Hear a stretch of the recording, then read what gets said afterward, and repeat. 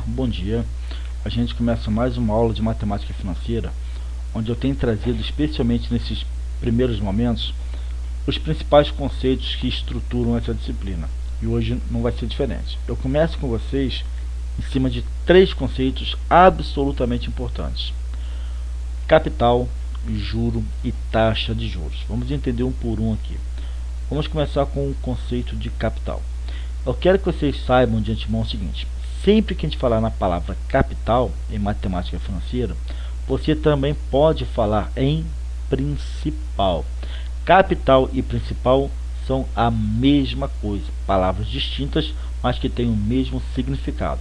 De forma bastante simples, significam o que? Dinheiro que é movimentado, dinheiro que é negociado. Basicamente é isso. Vamos entender aqui. Capital é qualquer quantidade de moeda, é qualquer quantidade de dinheiro que uma pessoa física, que uma pessoa jurídica aplica, empresta, investe, pega emprestado a uma outra pessoa durante um certo tempo. Então é qualquer quantidade de dinheiro. Vamos entender. Você está de olho num terreno no seu bairro e você enxerga uma excelente oportunidade de investimento. Quanto custa esse terreno? R$80 mil. Então você precisa pagar por esse terreno essa quantia de 80 mil. Essa quantia, tecnicamente, na matemática financeira se chama capital. É o capital que você vai investir, R$80 mil. Agora, pode ser que você não tenha esse dinheiro. Aí você vai ter que recorrer ao empréstimo. Você vai ao banco e consegue levantar junto ao banco essa quantia de R$80 mil emprestado. Então esse dinheiro, 80 mil, que você pegou emprestado, é o capital. Você pegou emprestado um capital de R$80 mil. Então basicamente, gente, é toda essa grana que é negociada, que é investida, aplicada, que é emprestado ou mesmo pego emprestado, ok? Basicamente é isso. Agora, eu falei com vocês aqui sobre pessoa física e também falei sobre pessoa jurídica, de forma bastante simples, sem me aprofundar muito no conceito técnico, no conceito jurídico, tá? O que é uma pessoa física? Simplesmente somos nós, pessoas de carne e osso. É o ser humano propriamente dito. É aquele que possui CPF, Cadastro de Pessoa Física. Então, falou em pessoa física, entenda ser humano.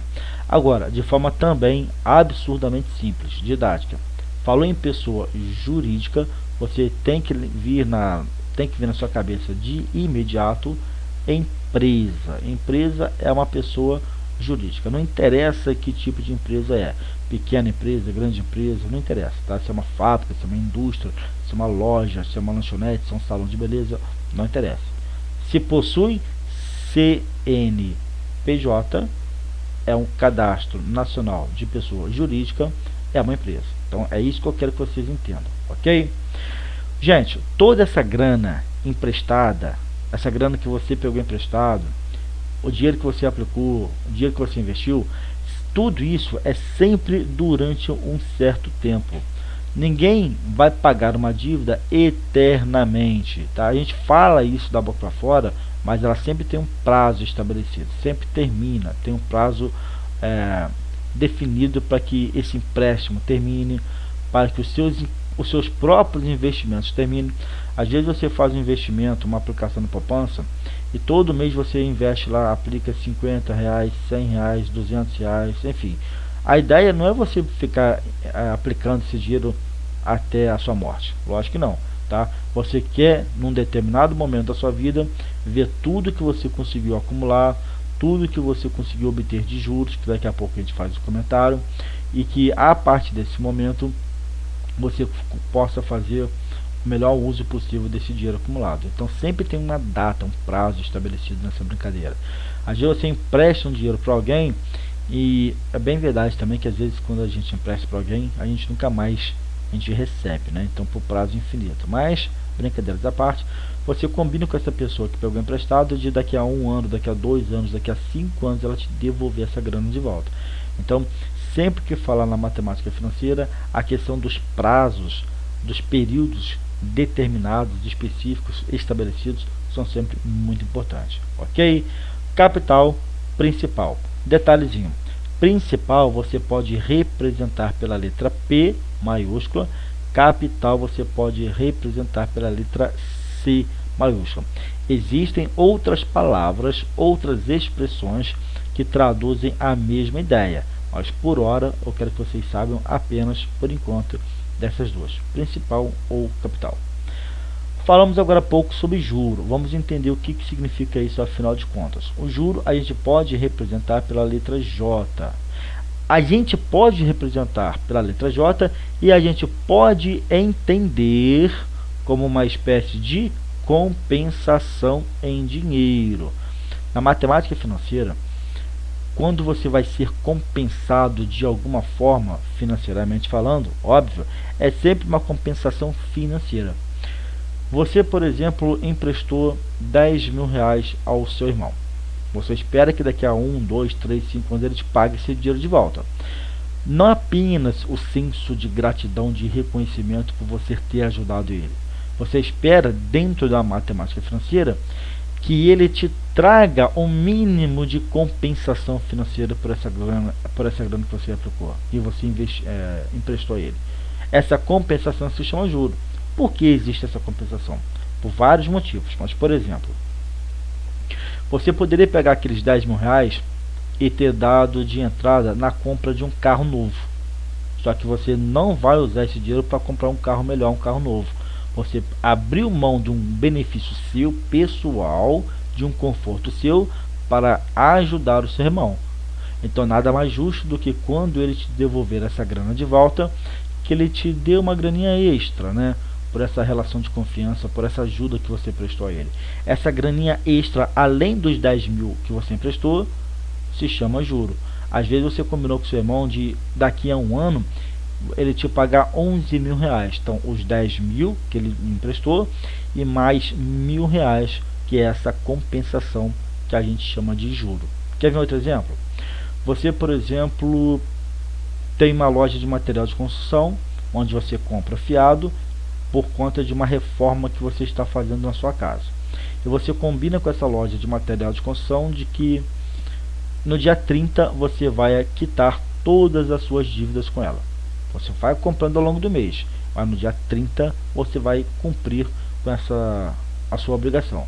Você tem uma dívida de R$ 1.000 e lá no último dia do mês você vai lá na loja e pagar esses R$ 1.000 que você está devendo. O mínimo que a loja espera é que você tenha a palavra, que você cumpra com as suas obrigações. Por quê? Porque ela também, a loja, ela tem as suas obrigações. A loja ela só consegue pagar as suas próprias dívidas se você pagar a dívida que você tem com ela. Você paga o dinheiro a ela, ela pega esse dinheiro e com esse dinheiro ela consegue também pagar as dívidas da própria loja ou do próprio dono da loja. Enfim, tá? Então, para que não quebre essa confiança, é super importante que você cumpra os combinados, cumpra os contratos.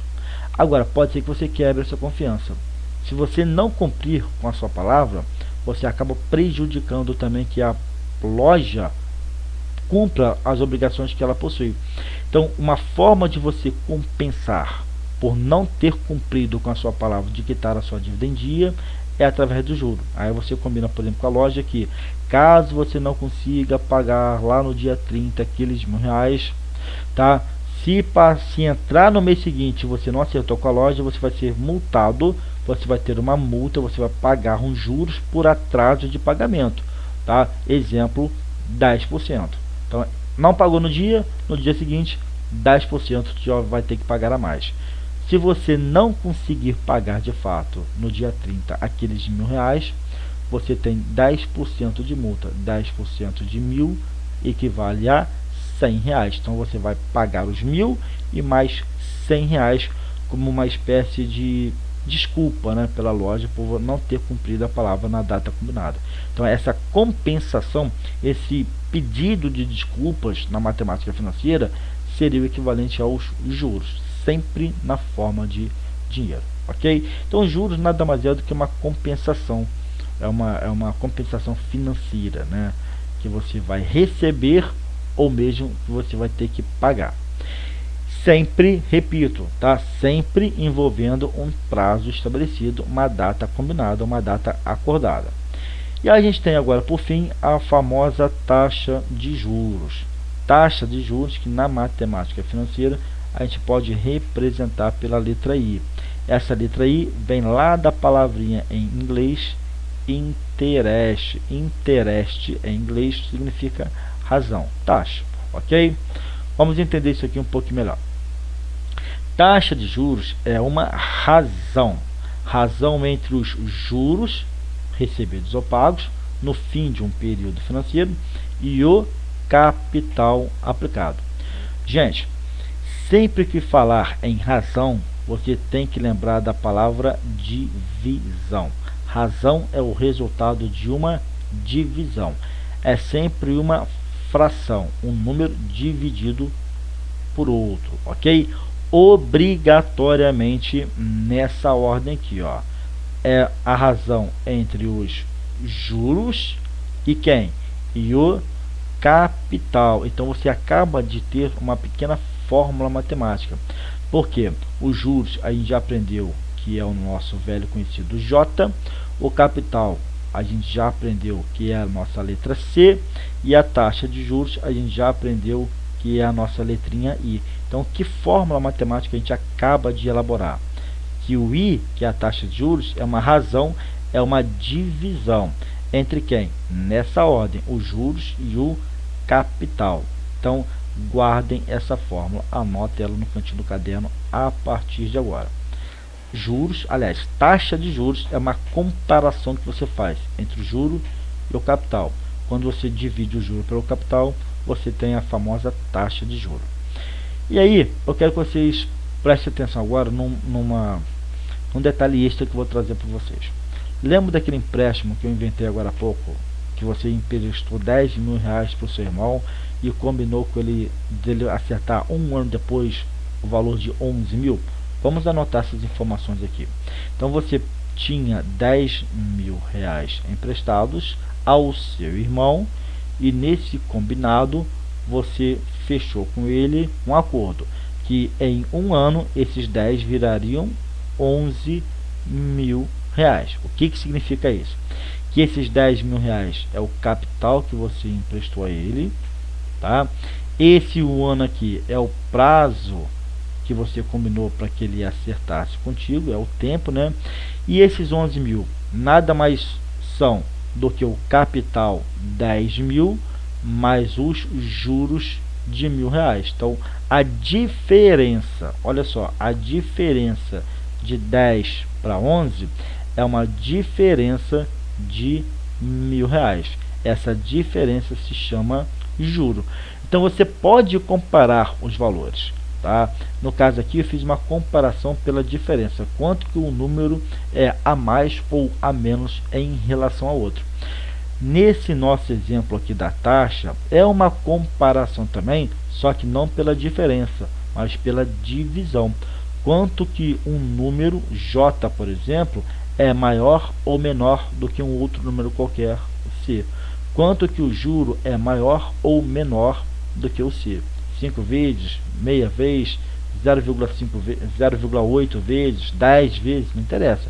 É sempre o resultado de uma divisão. É uma comparação pela divisão. E aqui eu quero que vocês saibam também de um outro detalhe.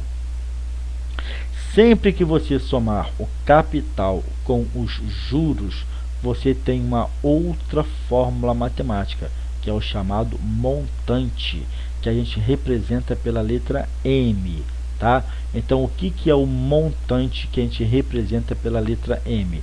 É a soma do capital mais os juros. É uma outra fórmula matemática que vocês têm que saber a partir de agora. Então, vou até escrever por extenso aqui, ó. Montante é exatamente igual à soma entre o capital mais o juros. O montante, gente, você também costuma encontrar essa letrinha aqui, S, como símbolo para montante. Vem de saldo, saldo final, tá? Então S maiúsculo também é uma letrinha que você pode usar perfeitamente para simbolizar montante. Mas o M de montante fica mais fácil de associar, ok? Mas o que vocês têm que saber?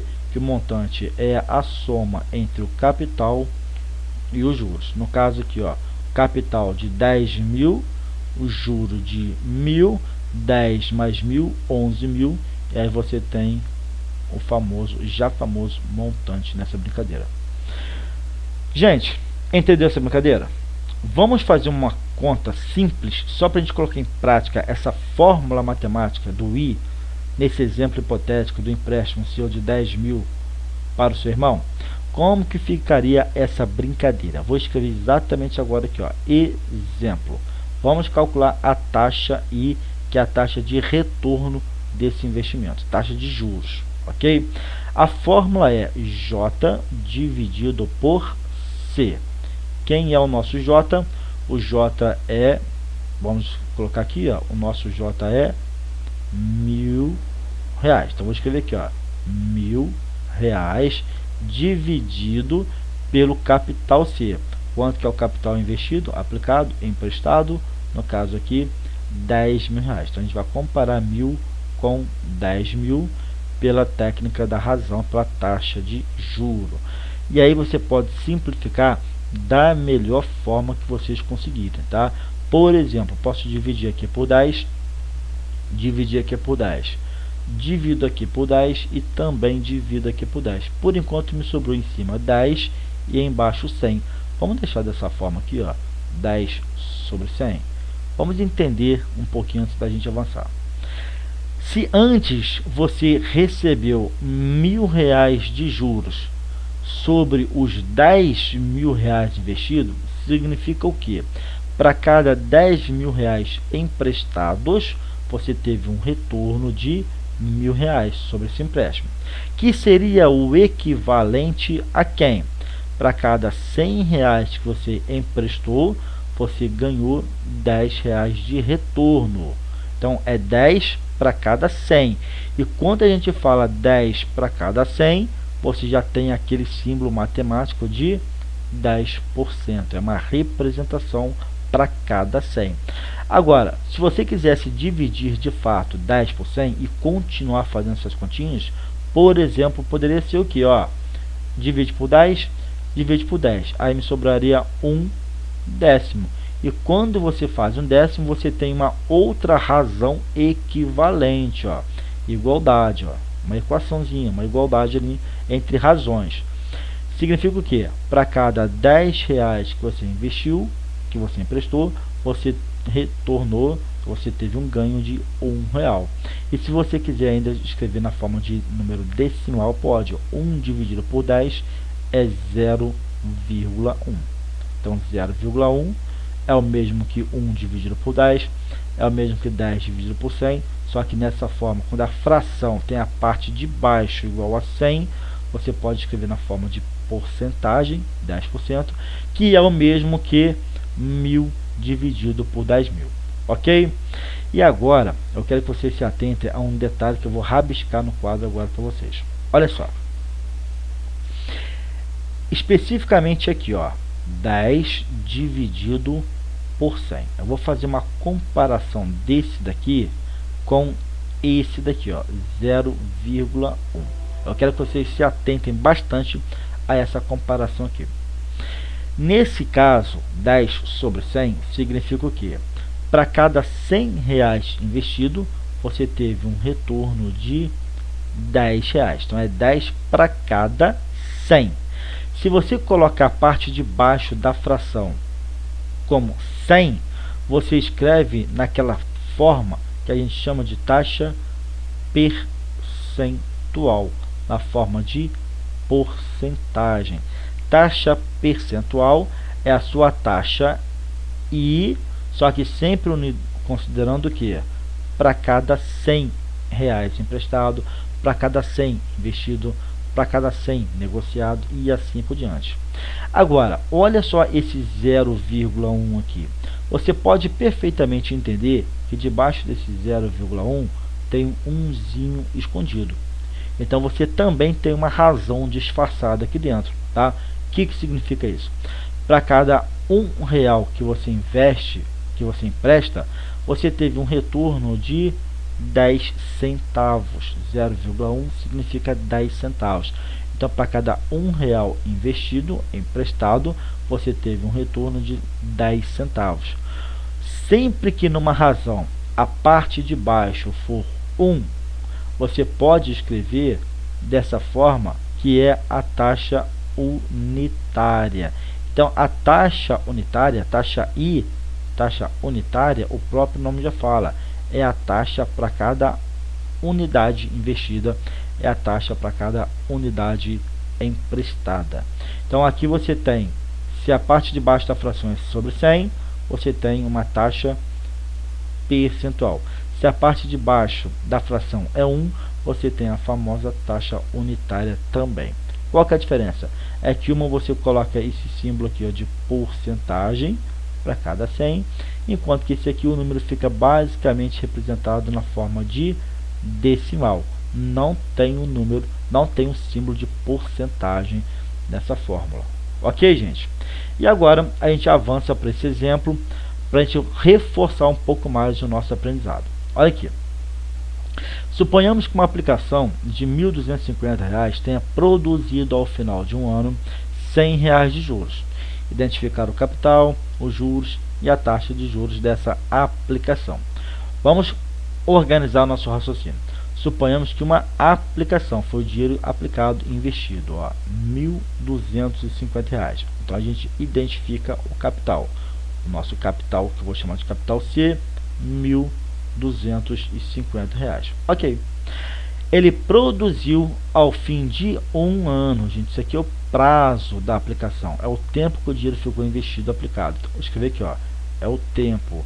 E na matemática financeira, tempo, prazo é sempre de suma importância, tá? Então fiquem sempre atentos ao prazo dos investimentos, ao prazo das aplicações, ao prazo dos empréstimos, o tempo que o dinheiro vai ficar ali rendendo, quanto tempo, qual é o prazo que foi te dado para você quitar a sua dívida. Então prazo na matemática financeira é absurdamente importante, ok?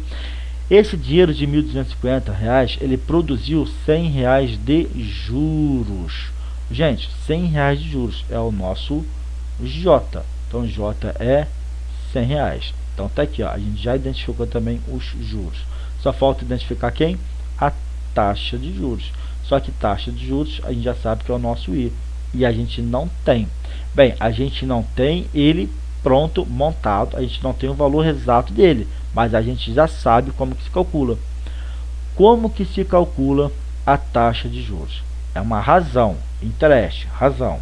É uma razão entre os juros e o capital. É simplesmente fazer essa continha. Quanto que é o nosso J? Nosso J está aqui, ó, 100. Então vai ser 100 dividido pelo capital. Quanto que é o capital? R$ 1.250. Então você vai ter que comparar pela divisão os juros sobre o capital. E aí, gente, você faz a conta da forma que você achar mais interessante. Tem várias formas diferentes, várias, tá? Uma delas é dividir aqui por 10, dividir aqui por 10. Aí ficaria, por exemplo, 10 sobre 125.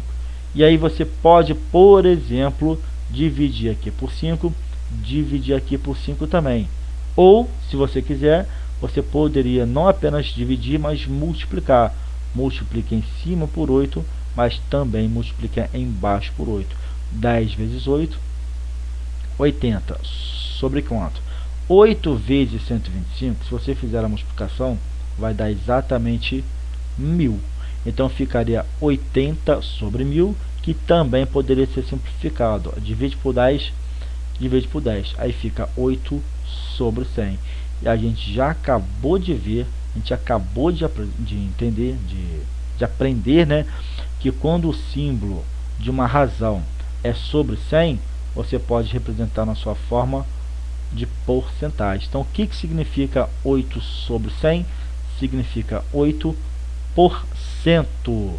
8%. Isso durante quanto tempo? Durante um ano. Então, é 8% ao ano. Como é que a gente pode abreviar esse ao ano?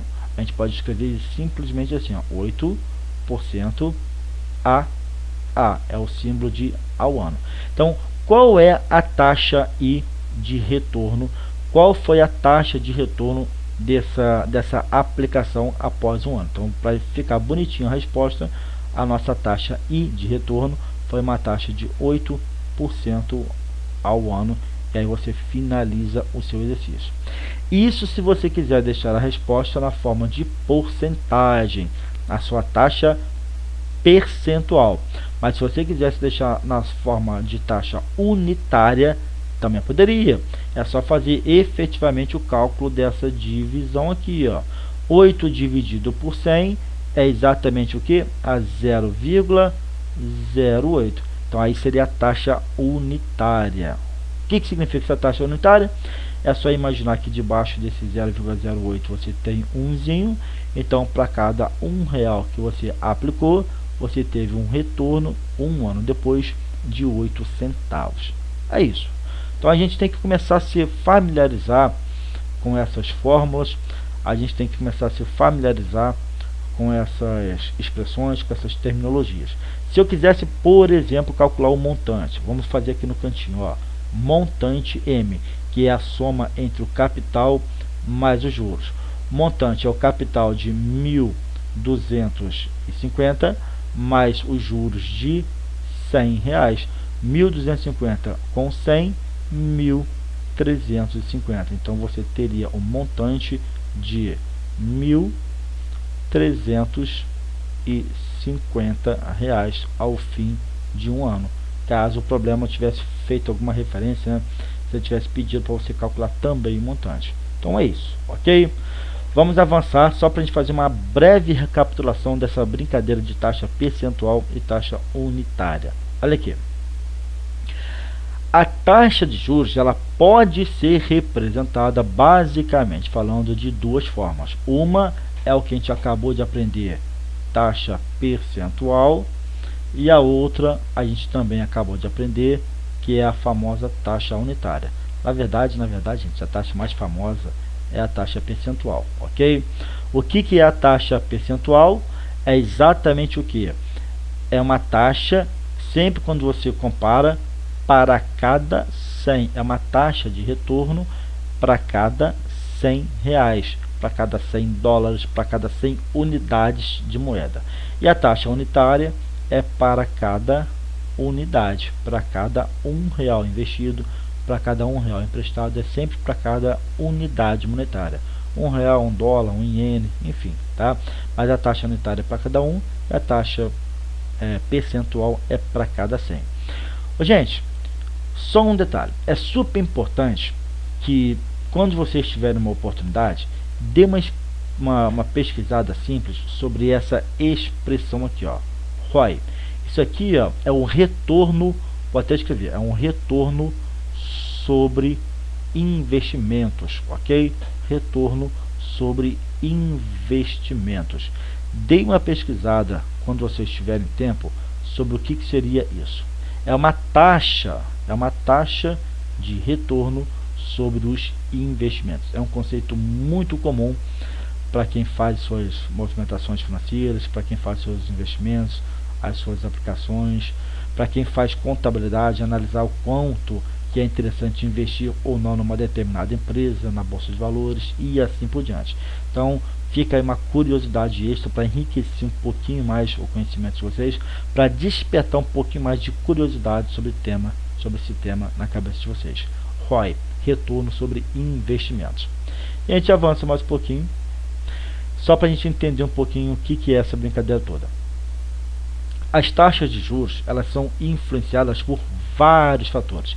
Então são vários fatores que influenciam a taxa de juros. Vários fatores, tá? Nunca é uma coisa apenas.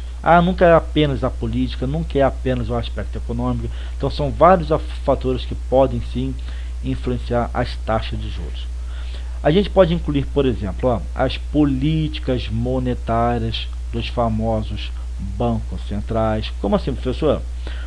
Os bancos centrais, eles têm, dentre outros objetivos, dentre outras razões de existir, o cuidado com as taxas de inflação, não deixar que a inflação suba muito, não deixar que os preços subam de forma demasiada, ela tem por objetivo influenciar, estimular a atividade econômica no Brasil, promover políticas que façam a sociedade aumentar o seu nível de oferta de trabalho, vagas de emprego, né?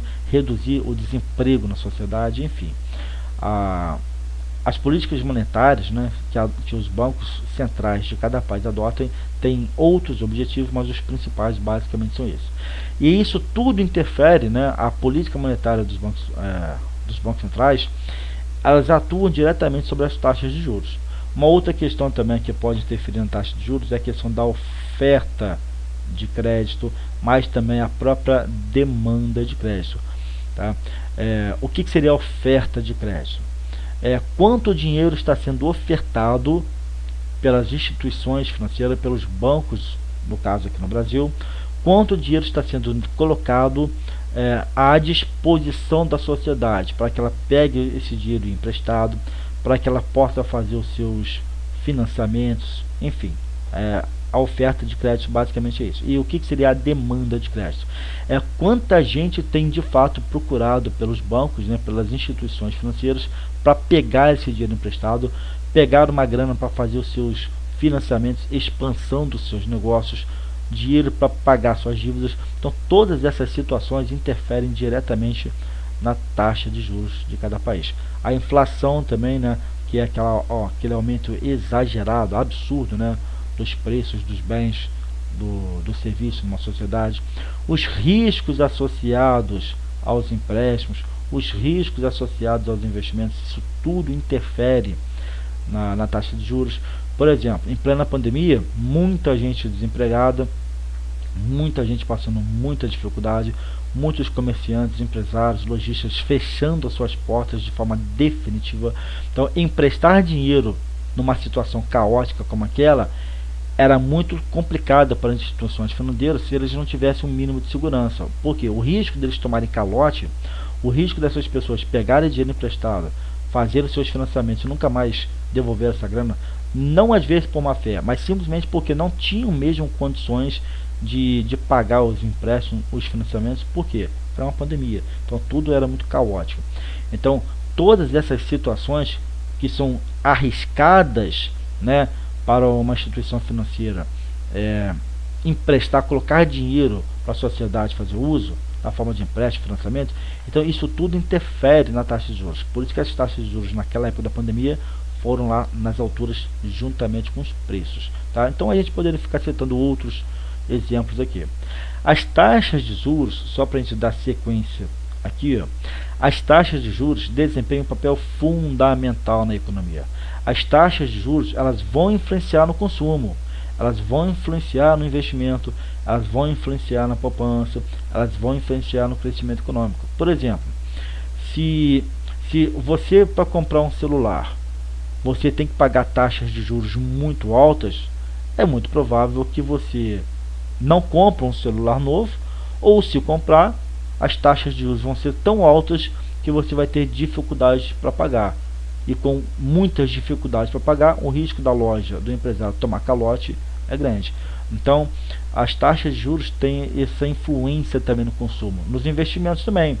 Se você tem investimentos que pagam altas taxas de juros de retorno, por que você vai abrir um negócio e correr todos os riscos que você abrir um negócio, abrir uma empresa, você corre? Por que não você colocar seu dinheiro em bons investimentos, pagando altas taxas de juros, taxas de retorno, com seu dinheiro seguro, sem correr todos os riscos que um empreendimento gera? Então, as taxas de juros, elas influenciam diretamente em todos os aspectos da economia, ok? Vamos avançar um pouquinho e a gente vai começar a entender agora, nessa parte final, sobre aquilo que a gente chama de regimes de capitalização. Eu só vou fazer uma prévia, uma simples apresentação, para que na próxima aula a gente, de fato, a gente possa entrar de cabeça nesse tema. Mas eu quero que vocês finalizem essa aula já com uma noção do que é o famoso, o que são os famosos regimes de capitalização. A sucessiva incorporação dos juros ao capital ao longo dos períodos financeiros denomina-se capitalização. Então, o que é capitalizar? É você colocar os juros juntamente com o capital que você investiu nessa soma para calcular o montante. Então, quando você vai sucessivamente incorporando uma coisa atrás da outra, incorporando os juros ao capital, período após período, a cada período novo que entra, a cada mês novo que entra, você vai colocando ao capital, somando a ele os juros. Isso é o que a gente chama de capitalização. Capitalizar é você transformar o seu dinheiro, é você aumentar o seu dinheiro. A capitalização é fazer com que o seu dinheiro aumente, cresça. Agora, você tem formas diferentes de você fazer esse seu dinheiro crescer. Você tem formas diferentes de você incorporar os juros ao capital. Tem formas de você diferentes de você criar o seu montante dos seus investimentos. Então, capitalização é isso, tá? É você criar o montante, é você juntar o capital ao juro, mas existem formas diferentes de você fazer essa soma dos juros com o capital. E aí é onde se diferencia o famoso regime de capitalização simples do regime de capitalização composta. Então, a forma como você vai incorporar os juros ao capital para criar o montante, basicamente existem esses dois métodos aqui: a capitalização simples, regime simples de capitalização, e esse regime composto de capitalização. Vamos ao primeiro texto, que fala sobre a capitalização simples. Quando os rendimentos eles são devidos única e exclusivamente sobre o principal, então olha só, o que vai te render, os juros que você vai obter, a graninha extra, aquela compensação pelos seus empréstimos, o empréstimo que você fez, aliás, que você emprestou a alguém, o investimento que você está fazendo, a aplicação financeira que você está fazendo, essa graninha extra, os juros, os rendimentos, quando eles rendem apenas, tão somente, única, exclusivamente sobre o principal, ao longo, evidentemente, dos períodos financeiros a que se refere a taxa de juros, a gente tem o que a gente chama de regime simples de capitalização, tá? Então, os rendimentos, vou destacar aqui, eles são rendimentos apenas em cima de quem? Do principal. Gente, eu não falei agora há pouco que a capitalização é como você incorpora os juros e o capital? É como que você faz esse processo de acúmulo, de soma?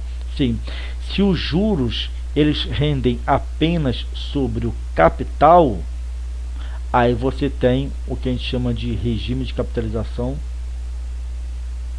simples, ok. Mas nessa brincadeira aqui, ó, capital mais juros, que é um regime de capitalização, é como que você incorpora os dois valores, tá, para criar o seu montante. Mas se os juros que você vai ganhar, a grana extra, vem tanto do capital, mas também dos próprios juros, aí você tem o regime de capitalização que a gente chama de capitalização composta. Então já fique de antemão com essa ideia bem básica, tá? Se os juros, se os rendimentos vêm apenas sobre o capital, é regime de capitalização simples. Se os juros, se os rendimentos vêm em cima do capital, mas também sobre os próprios juros acumulados dos períodos anteriores, aí é a capitalização composta. Vamos entender esse textinho aqui, basicamente, que fala sobre isso. Regime de capitalização composta é quando, ao fim de cada período a que se refere a taxa de juros, os rendimentos, olha só, os rendimentos, eles são incorporados ao capital anterior e passam, por sua vez, a render juros no período seguinte. Ou seja, o próprio juro que você já acumulou, que você já teve de rendimento no período anterior, o próximo rendimento vem em cima dele também, tá? Então é o famoso que os próximos rendimentos, que são os juros que você vai receber, são juros sobre os juros já produzidos anteriormente. É o famoso juro sobre juro, tá? Então tudo isso vai sendo incorporado, considerando também os juros anteriores. Sim, então os próximos juros vão ser também sobre os juros anteriores, é o famoso juro sobre juro. A gente poderia até criar um diagraminha aqui, só para entender de forma mais didática. Aí eu quero que vocês prestem bastante atenção para a gente já ir para a reta final dessa nossa aula, tá? Então aqui você tem a linha do tempo, e poderia ser, por exemplo, o tempo dado em meses. Aqui é onde você começa a fazer os seus investimentos no momento zero. Então aqui você tem, por exemplo, momento 1, poderia ser um mês depois, 2 meses depois, aqui 3 meses depois, 4 meses depois, 5 meses depois e assim por diante, num tempo N qualquer, ok? Você, no momento zero, você fez o seu investimento e deixou uma graninha, um capital investido. Aí o primeiro mês vem correndo, o primeiro mês vem passando, você vai ganhando os girinhos em cima de todo esse dinheiro C que você aplicou. Terminou o primeiro mês. Então, no final do primeiro mês, você vai ter mais os juros que você ganhou em cima desse capital. E aí, quando chegar aqui no final do primeiro mês, você tem o montante. O que é o montante? É a soma do capital mais juro. Só que aí tem um detalhe. Quando começa o segundo mês de aplicação de investimento, esse montante que você acumulou no final do primeiro período, você deixa quieto, deixa de lado os juros produzidos, guarda ele num cantinho qualquer. É como se você retirasse apenas os juros, os seus rendimentos dessa poupança, desse investimento, e deixasse tão somente nos seus investimentos o capital inicialmente aplicado. Então o montante, na verdade, ele deixa de existir porque só sobrou novamente o capital. Então nesse segundo período, os juros que você vai obter, tá, eles vêm novamente tão somente em cima do capital, porque o juro que você ganhou anteriormente, você deixou ele de lado, você separou ele do resto dessa brincadeira. Então quando chegar aqui no final do segundo mês, o que vai acontecer? Você vai ter um novo montante, que na verdade de novo não tem nada, porque se esse capital C aqui é o mesmo do anterior, então esse juro aqui vai ser necessariamente o mesmo juro do período anterior. Então naturalmente esse montante vai ser o mesmo montante que você vai obter aqui. Só que o que você tem feito?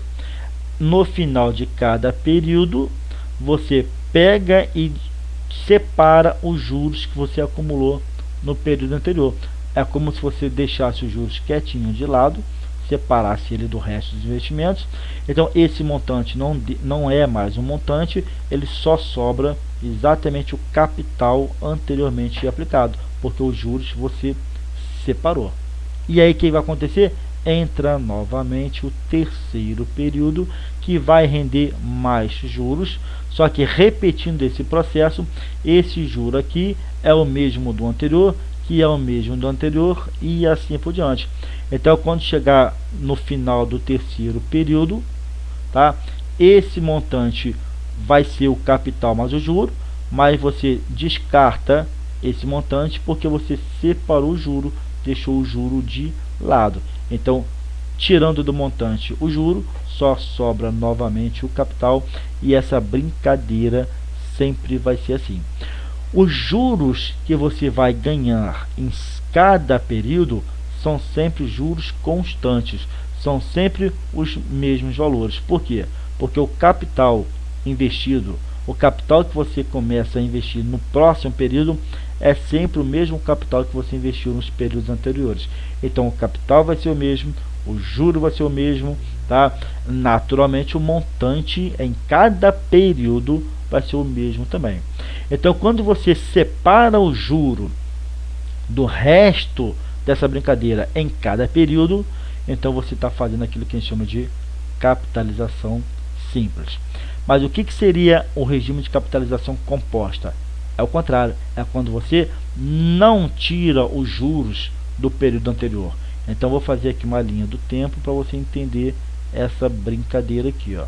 Você tem a linha do tempo que novamente vou dar como exemplo apenas em meses, e aqui você tem o momento zero do início de seus investimentos. Então você tem aqui o final do primeiro período, você tem, por exemplo, aqui o final do segundo período, aqui você tem o final do terceiro período, final do quarto período, e assim por diante até um mês qualquer, que vou chamar de mês N. E aqui você faz o primeiro aporte, começam os seus investimentos no momento zero. E aí o mês vai passando, e você chegou no final do primeiro mês. Chegou no final do primeiro mês, você vai ter os juros todos produzidos aqui nesse intervalo em cima do capital C que você investiu. Então você tem aqui, ó, mais os juros. Você tinha o capital C que você carrega até o final do primeiro período, só que agora tem os juros sobre esse capital. Naturalmente você tem um montante acumulado, que é o capital mais juros. E aí o que acontece? Se lá no regime de capitalização simples você tirava o J e o M, então ficava tão somente o C, o processo ia ficar repetido infinitamente aqui, ok? Mas dessa forma agora não, porque agora você tem um montante efetivamente acumulado, que eu vou chamar de M1. O que vai acontecer? O segundo mês ele vai entrar, vai começar a correr. Então você agora tem os juros que você vai obter desse segundo período de investimento. Só que esse juro é sobre tudo que foi acumulado até o momento. No final do primeiro período, o montante era o capital inicial mais o juro inicial. Agora, o capital inicial é o seu montante acumulado. Então, os juros agora não é o mesmo juro do juro anterior. Agora, o juro que você vai ganhar é em cima desse montante 1. Então, quando chegar aqui no final do segundo período, você vai ter um novo montante, diferente desse M1, que eu vou chamar de M2. Ok? Só que nesse montante 2, você não descarta mais o juro. Você não separa o juro como a gente fazia aqui no juro simples. Tá? Aqui é o regime de capitalização simples, onde você separava o juro e sempre te sobrava tão somente o capital para você começar o investimento no período seguinte. Agora não, tá? Então tudo que você acumulou nos períodos anteriores é o que você vai começar a investir no período seguinte. Então quando chegar o segundo período aqui, ó, aliás, o terceiro período já, quando você chegar nesse momento 3, final do terceiro período, você vai ter ganho também mais os juros. Só que não são os mesmos juros que você tem conseguido nos períodos anteriores, porque agora esse juro ele vem sobre tudo que você acumulou. Então vem tudo sobre, o juro vem sobre tudo que você acumulou, incluindo os próprios juros acumulados. É o famoso, repito aqui em cima, ó, juro sobre juro.